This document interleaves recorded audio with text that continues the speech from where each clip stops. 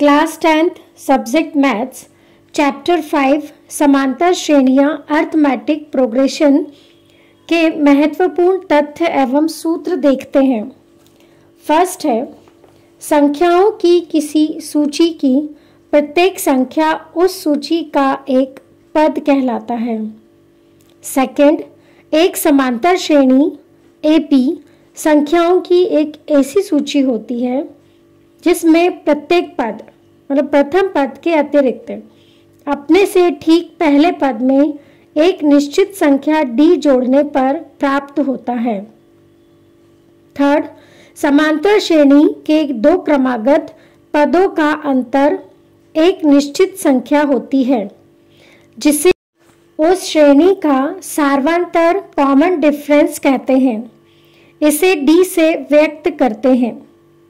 Fourth, एक समांतर श्रेणी एपी का व्यापक रूप general form a plus d a plus 2d a plus 3d to infinity अथवा a minus d a minus 2d a minus 3d to infinity होता है।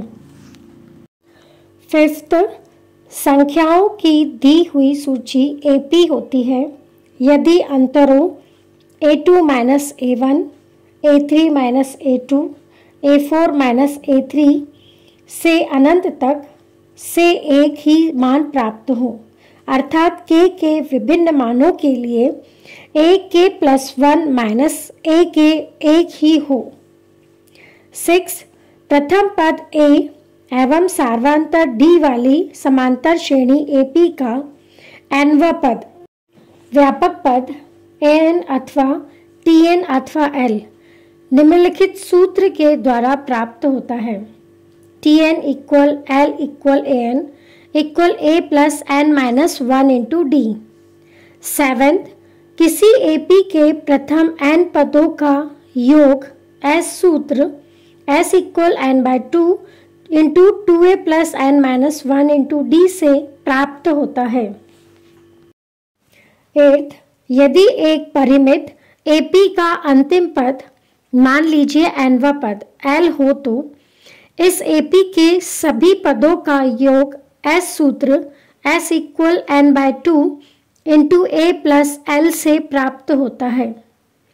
9th, प्रथम n धन पूर्णांकों का योग Sn निम्नलिखित सूत्र Sn equal n into n plus 1 upon 2 से प्राप्त किया जा सकता है। 10th, यदि a b c AP में है तब b इक्वल a प्लस सी बाई 2 और b a तथा c का समांतर माध्य कहलाता है।